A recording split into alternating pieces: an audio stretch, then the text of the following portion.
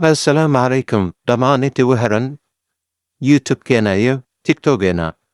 Maanta waxaynu jumlado ku dhisi doonaa ereyadii aan hore u soo dhigay TikTok-ga.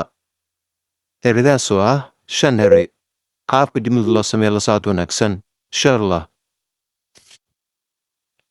He is riding a bicycle. Wuxuu wadaa baaskiil. He is riding a bicycle. Isagu wuxuu wadaa baaskiil.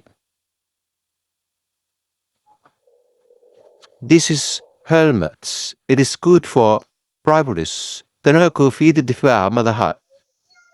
Waxay u fiican tahay darawaliinta. This is helmet. It is good for privates. Tani waa koofiyadda difaaca madaxa.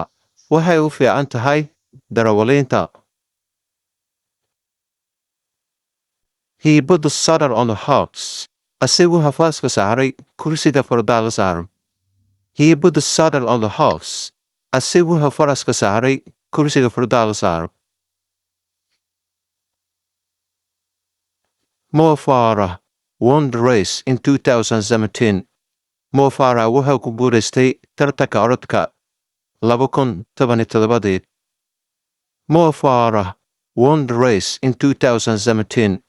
Mo Farah wuxuu ku guuleystay tartanka orodka 2017. Many people came to watch the horse race. Dad badan ayaa u soo daawasho taga tartanka orodka fardaha.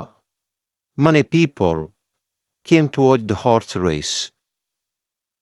Dad badan ayaa u soo daawasho taga tartanka fardaha orodka.